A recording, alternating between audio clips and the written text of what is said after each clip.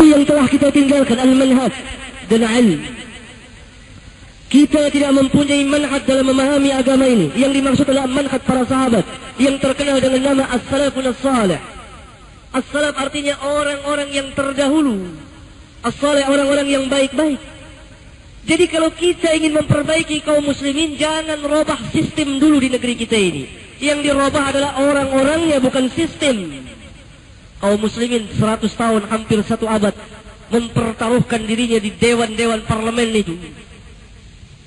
Ikut partai-partai, kampanye ke sana kemari 1 abad, sejengkal tanah mereka tidak memperolehnya karena dakwahnya salah. Dakwahnya bukan demikian, bukan dakwah dengan partai, dakwah ad-dakwah ilallah.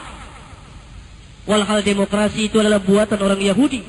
Kita ingin menang dari orang Yahudi, kemudian kita mengikuti demokrasi. Fa inna lillahi wa inna ilaihi raji'un.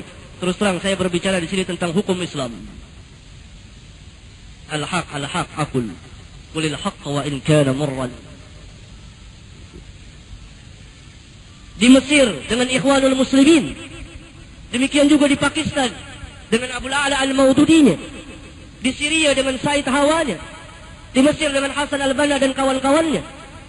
Dan lain-lain negara. Mereka mempertaruhkan kaum muslimin di parlemen.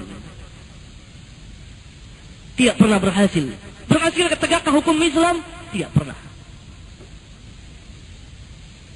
Karena ini memang tidak pernah diperintah oleh Nabi yang mulia alaihi salatu wassalam.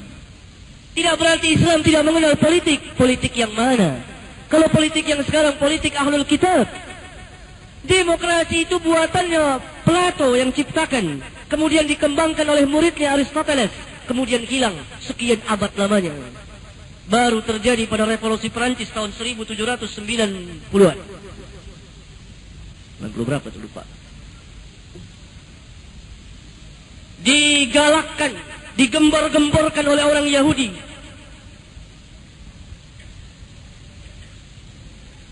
Slogan-slogan, kebebasan, persamaan, dan lain-lain. Sampai tercetus demokrasi itu. Itu bahasa orang Yunani, artinya demos dan kratos. Demos itu kekuasaan, kratos itu rakyat, kekuasaan dari tangan rakyat. Sedangkan Islam, hukum kepunyaan Allah tabaraka wa ta'ala. Wa man lam yahkum bima anzalallah fa ulaika humul kafirun.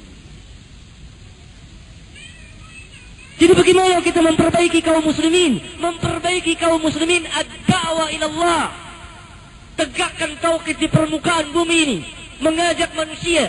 Dan jangan pedulikan hukum selain Allah. Kita berjalan di atas bumi Allah ini. Mengikuti syariat Rabbul Alamin. Selainnya serahkan kepada Rabbul Alamin.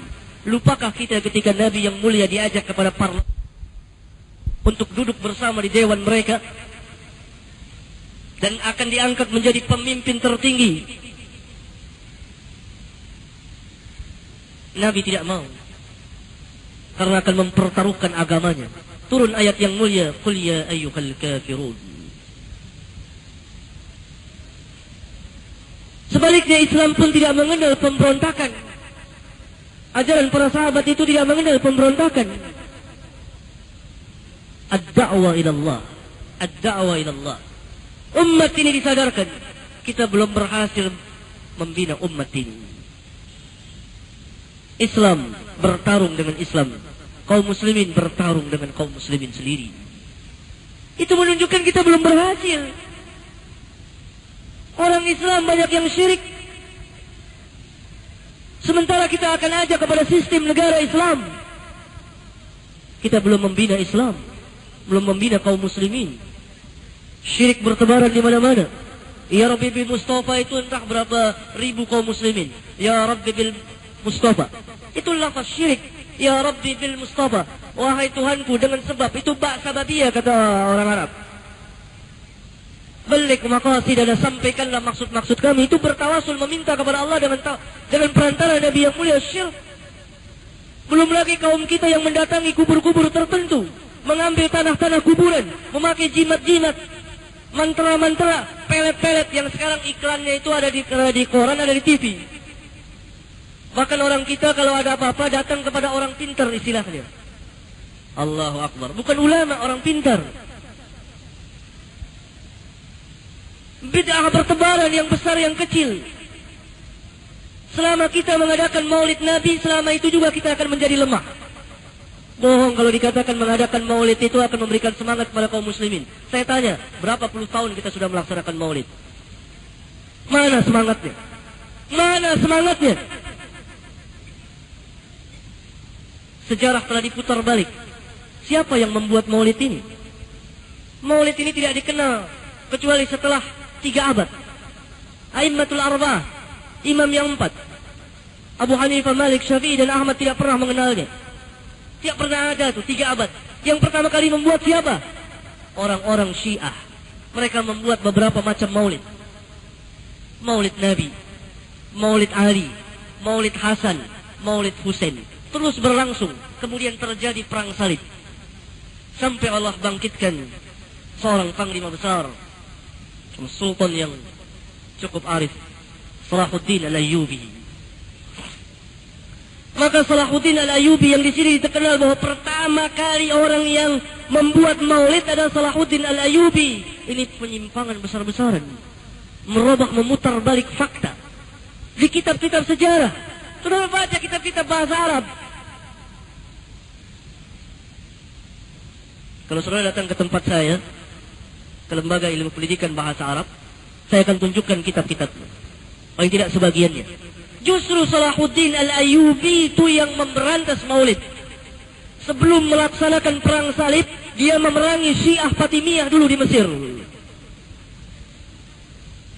Syiah Fatimiyah itu diperangi dulu. Karena orang Syiah ini biasanya akan membantu orang di luar Islam untuk menghancurkan kaum muslimin. Dan itu dibuktikan ketika terjadi penyerangan Tatar Mongol ke Irak dengan rajanya waktu itu Hulagu Khan, cucunya Genghis Khan. 800.000 sampai 1,5 juta kaum muslimin mati di situ. Pengkhianatan besar-besaran kaum Syiah terhadap Ahlus Sunnah wal Jamaah. Maka Salahuddin Al-Ayyubi, dan beliau ini juga sebagai seorang peneliti ilmiah, saya pernah melihat langsung tulisan tangan beliau ketika beliau ini memberikan satu catatan kaki terhadap Sunan Abi Daud.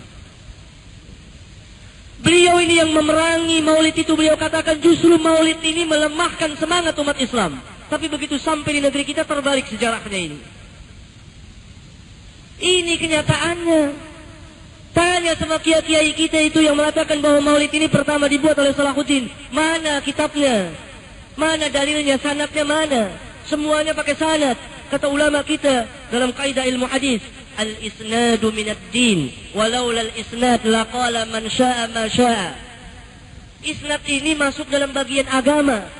Isnad itu maksudnya yakni jalannya orang-orang yang meriwayatkan dari si fulan. Kalau sekiranya tidak ada sanad, niscaya siapa saja akan berbicara seenaknya. Belum lagi maksiat-maksiat besar yang kita kerjakan sehari-hari. Tarkus salat, meninggalkan salat.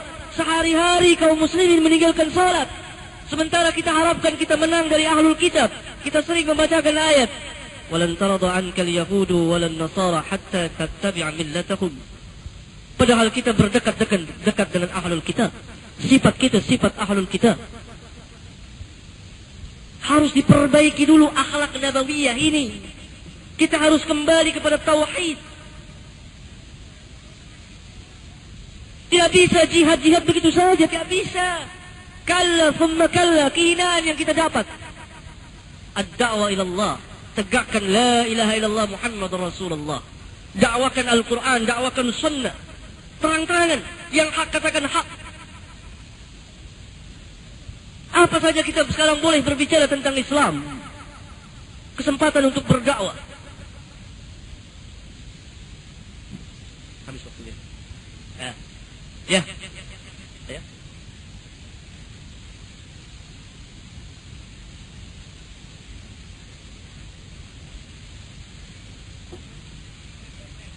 Habis waktunya nanti nggak bisa tanya jawab. Ya. Ini masalah yang pertama yang telah kita tinggalkan kaum muslimin. Kesimpulannya adalah yang telah kita tinggalkan itu adalah metode beragama ini, cara memahami agama ini, cara memahami Al-Quran dan Sunnah. Itu dengan cara apa? Ala fahmi sahabat. Catat itu, menurut pemahaman para sahabat. Kita melihat akidah kita sudah sama dengan akidah para sahabat. Seperti saya berikan contoh tadi tentang al-ulu, ketinggian Allah. Tidak mentakwil sifat Allah. Kaum muslimin ketika berhadapan dengan firman Allah, yadullahu fawqa aydihim, ditakwil, ini kekuasaan Allah. Tangan ditakwil kekuasaan, fa inna lillahi wa inna ilaihi raji'un. Enggak ada sahabat mentakwil. Tangan ya tangan, tetapi jangan katakan tangan Allah sama dengan tangan kita. Nama boleh sama, zat tidak sama. Saya mau tanya, anjing punya tangan, punya kaki apa tidak? Punya. Kita juga punya tangan, punya kaki. Namanya sama. Tangan dan kaki juga. Apakah tangan kita sama dengan tangan anjing? Apanya yang sama? Nama, zatnya tidak sama. Allah punya tangan, kita punya tangan. Sama nama, zatnya tidak sama, tidak boleh ditakwil. Kalau kita takwil dengan kekuasaan, kita akan berhadapan dengan ayat akhir surat Shad. Ketika Allah Subhanahu wa taala berfirman kepada iblis, tidak hadir ayatnya sama saya sekarang. Khalaqtu biyadai. Kata Allah, kenapa engkau tidak sujud kepada Adam? Yang aku ciptakan dengan kedua tanganku. Khalaqtu biyadai. Apa kita mau terjemahkan kedua tanganku itu dengan kedua kekuasaan? Kalau kita terjemahkan demikian berarti kekuasaan Allah itu terbatas. Dan dalam bahasa Arab, lafaz musanna untuk dua orang itu tidak bisa dengan bentuk jamak, tidak bisa juga dengan bentuk mufrad. Dalam bahasa Arab, mufrad bisa jamak, jamak bisa mufrad. Saya beri contoh, mufrad bisa jamak. Assalamualaikum, jamak bisa mufrad. Assalamualaikum, kita ucapkan kepada seseorang. Padahal kum itu dengan bentuk jamak. Tapi lafaz musanna itu tidak bisa untuk mufrad dan tidak bisa untuk jamak. Allah katakan khalaqtu biyadai.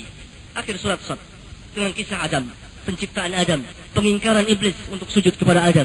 Allah katakan, kenapa engkau tidak sujud kepada Adam? Kenapa engkau tidak sujud kepada Adam? Yang aku ciptakan dengan kedua tanganku. Berarti mengenai tauhidul asma was sifat, kita masih kurang jauh sekali. Itu tidak boleh ditakwil. Tidak boleh dipindahkan dari arti yang zahir kepada arti yang lain. Kecuali ada keterangan dari Alkitab dan Sunnah. Dan keterangan dari para sahabat ridwanullah alaihim ajma'in. Kita namakan Allah, kita sifatkan Allah dengan nama dan sifat yang Allah tetapkan dalam Al-Quran. Yang tidak boleh adalah kita bertanya, bagaimana Allah bersemayam itu? Bagaimana tangan Allah itu? Bagaimana zat Allah itu? Itu yang tidak boleh. Orang Arab semua tahu maknanya itu yadun, ya tangan, ya tangan. Baru bisa ditafsirkan dengan kekuasaan apabila ada qarinah, tanda yang memalingkannya. Di sini tidak ada tanda, bahkan ada yang menguatkannya. Tauhidul asma was sifat. Belum lagi tauhidul uluhiyah, ubudiyah, tauhidul rububiyah. Akidah kita harus sama dengan akidah para sahabat. Demikian juga ibadah kita. Ingat, sahabat tidak pernah memperingatkan maulid. Ini baru satu contoh dari sekian ribu contoh. Demikian juga akhlak nabawiyah. Harus kita merubah dari sekarang. Qalilan fa qalilan, sedikit demi sedikit. Terus merubah, terus merubah, terus merubah. Ini ad-da'wa ilallah. Manhaj para sahabat. Kalau Quran dan Sunnah itu diserahkan begitu saja kepada kita, niscaya kita akan tersesat. Saya ambil contoh, Islam Jamaah itu. Islam Jamaah itu sesat dan menyesatkan. Mereka pegangannya Al-Quran dan Sunnah untuk menguatkan pahamnya bahwa mereka mempunyai imam. Sekarang ini kan banyak bayat-bayat. Khalifah-khalifah bayangan banyak sekarang ini.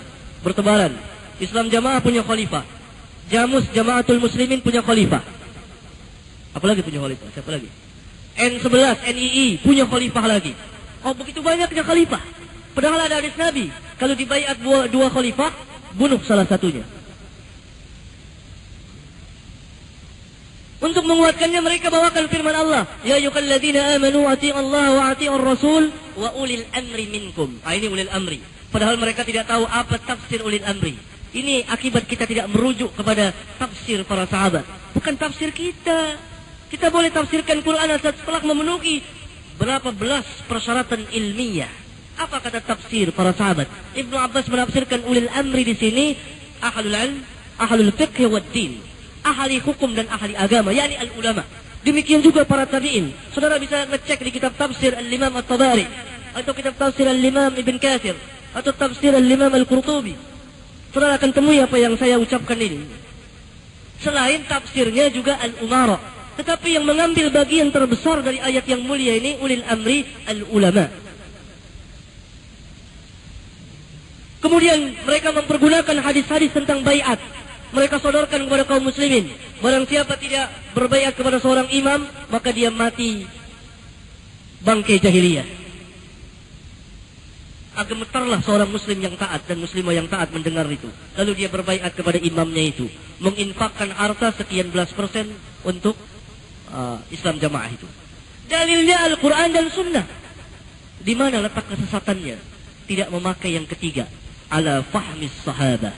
Menurut pemahaman para sahabat. Begitukah sahabat memahami ayat Al-Quran?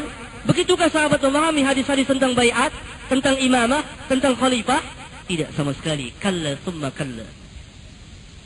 Hadis-hadis tentang baiat itu tidak kita ingkari, memang ada. Tetapi kepada siapa dan kapan waktunya? Kalau boleh dipergunakan di sembarang waktu dan kepada siapa saja, sekarang saya berdiri di sini, saya bisa mengatakan kepada saudara-saudara, saya ini khalifah, hendaklah tuan-tuan berbaiat kepada saya. Nanti ustaz yang lain lagi naik mimbar, saya ini khalifah, imam, baiat lagi.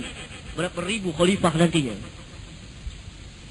Hadis itu terlaksana dan diamalkan apabila telah tegak daulah Islamiyah secara keseluruhannya dan diangkat seorang khalifah, imam besar. Di waktu itu baru wajib berbaiat.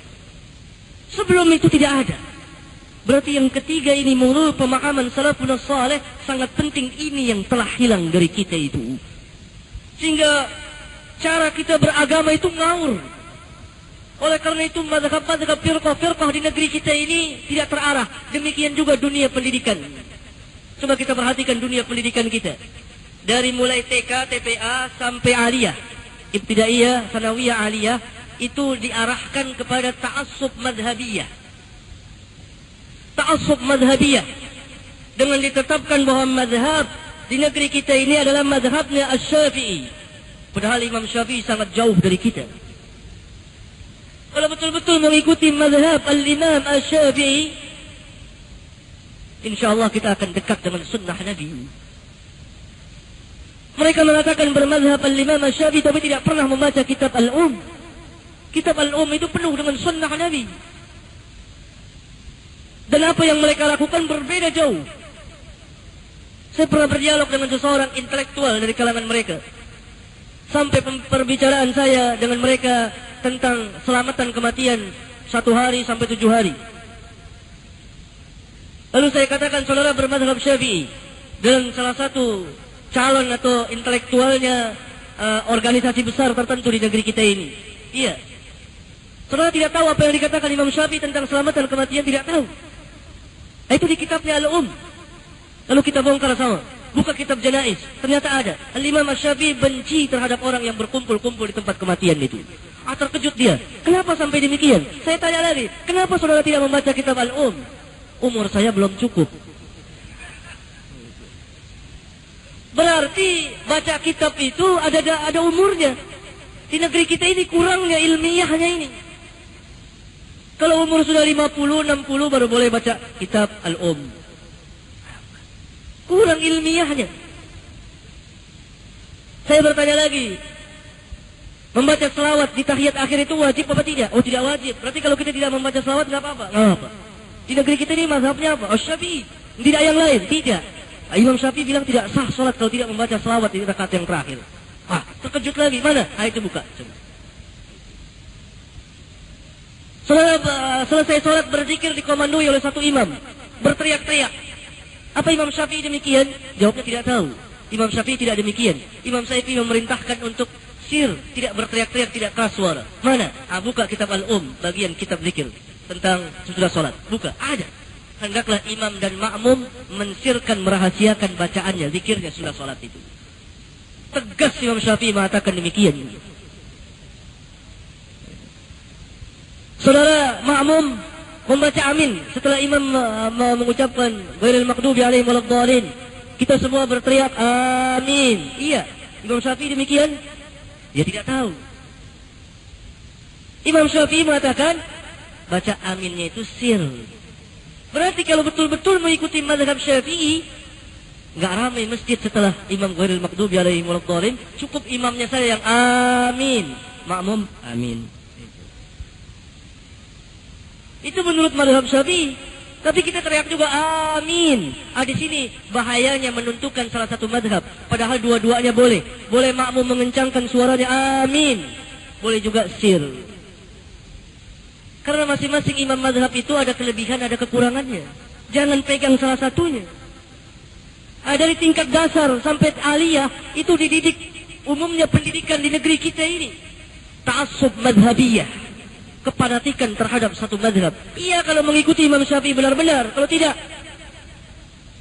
dari mulai tingkat aliyah ke atas, jamiah, universitas, ada kebebasan, tidak terarah, tidak ada manhaj. Jadi orang yang sekolah di universitas itu bisa keluar jadi dai kondang. Entah dai berapa juta umat, nggak tahu. Kemudian ya ini jadi sufi. Kemudian jadi ingkaru sunnah. Kemudian jadi mazhab qadariyah, mu'tazilah, bermacam-macam, tidak terarah. Sehingga dakwanya di masyarakat pun bermacam-macam. Ya? Jadi satu masjid saja yang mengadakan pengajian setiap minggu itu, orang yang hadir itu bisa gila. Itu kenyataan hadir di satu tempat, bukan di sini, bukan. Ini alhamdulillah, insyaallah barakah. Di satu tempat terkenal di Jakarta, itu hadir setiap minggu, dia mengatakan, saya bisa gila hadir setiap minggu. Padahal ngaji bisa gila. Apa yang menyebabkannya? Minggu ini bicaranya begini, minggu depan bicaranya lain lagi. Tidak ada satu manhaj pun. Minggu ini sufi berbicaranya. Tasawuf terus, seolah-olah orang besok mati sajalah. Nggak perlu hidup. Nggak perlu dunia lagi. Pakaian pun harus dirobek-robek. Karena Umar katanya pakaiannya cumpang-camping. Besok main akal. Besok lagi politik. Bahkan ibu-ibu diajak politik. Besok lagi lain lagi. Bisa gila orang itu. Itu manhajnya tidak ada. Berbeda boleh. Apanya yang berbeda? Dalam masalah-masalah ijtihadiyah boleh berbeda. Tapi manhaj satu. Tauhid satu. Kalau kita berbeda, minggu ini bicara seorang khatib, dia berbicara tentang takdir. Wajiblah kita beriman kepada takdir. Minggu depan ada lagi khatib. Takdir itu nggak ada dalilnya. Jadi boleh kita nggak percaya sama takdir. Yang mendengar bagaimana? Ini akidah, bukan furu'iyah. Kalau furu'iyah boleh berselisih. Itu pun harus rujuk kepada kebenaran. Karena Allah berfirman, "Fa in tanaza'tum fi syai'in farudduhu ila Allah war Rasul." Masalah yang ketiga, bagaimana cara memperbaikinya? Ini agak saya terangkan dulu.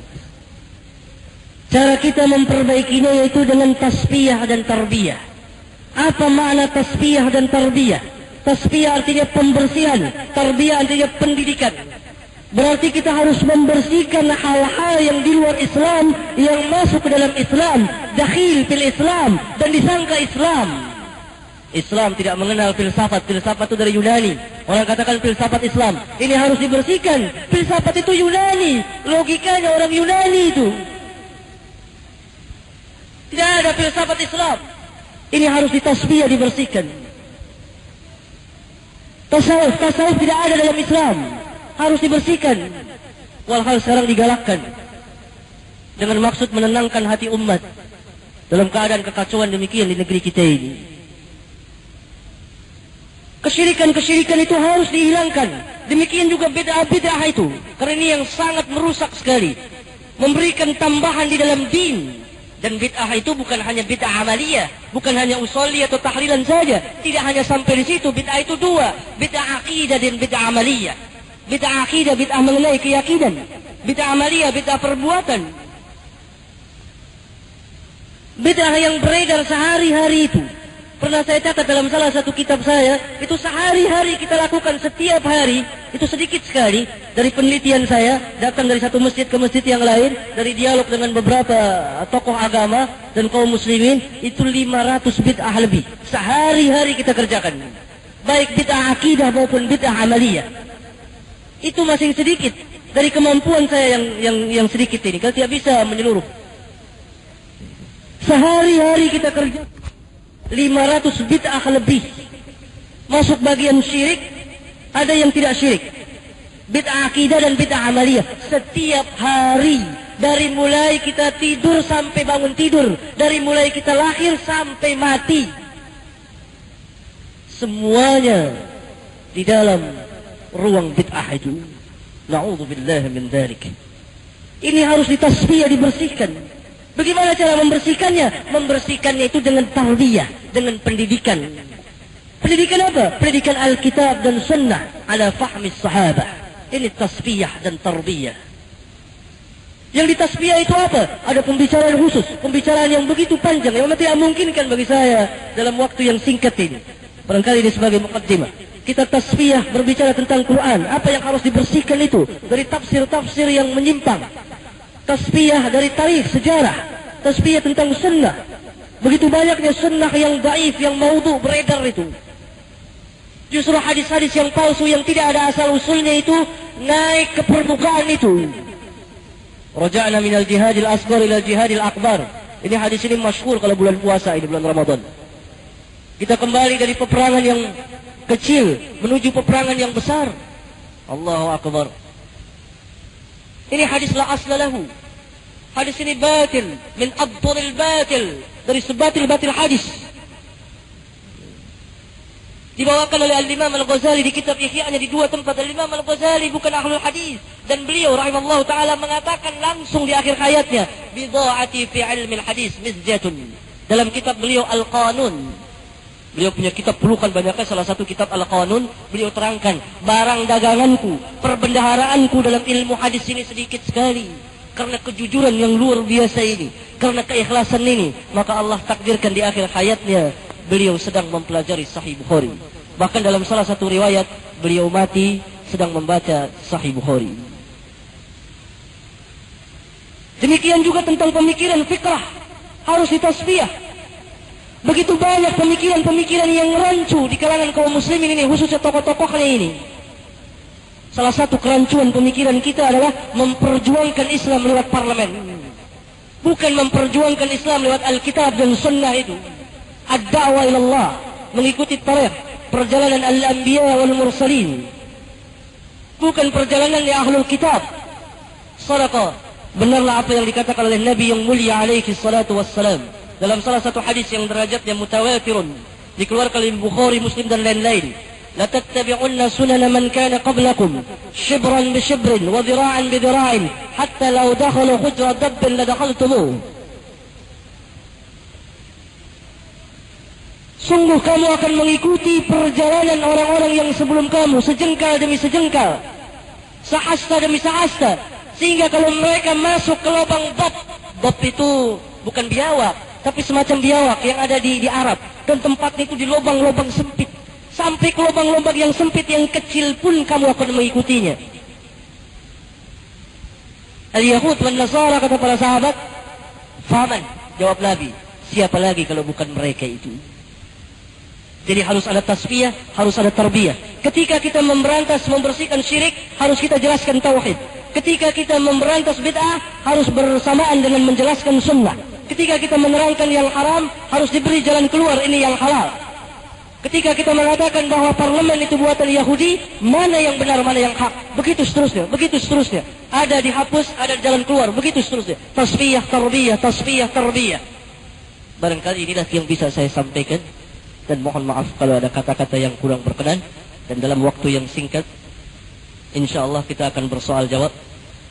Alhamdulillah. Jamaah sekalian, demikian tadi paparan materi yang disampaikan oleh Ustaz Abdul Hakim. Dan kita buka selanjutnya untuk menjawab pertanyaan-pertanyaan. Kalau ada yang mau tanya langsung, silahkan. Ada yang belum paham, sementara saya mengecek, silakan. Barangkali ini satu pertanyaan dulu yang perlu saya jawab. yakni mengenai turunnya Isa bin Maryam alaihi salatu wassalam. Bagaimana sebenarnya tentang turunnya Isa bin Maryam? Derajat hadisnya mutawatirun, berpuluh sahabat, berpuluh hadis tentang Isa bin Maryam, dan tidak ada seorang pun ulama yang membaifkan hadis ini kecuali ulama-ulama yang memang kurang mengerti tentang ilmu hadis, bahkan ummi, buta huruf dalam hadis. Hadisnya sahih, mutawatirun. Oleh karena itu akidah kita meyakini bahwa Isa bin Maryam nanti akan turun dan belum mati sampai sekarang, mendekati yaumul qiyamah nanti.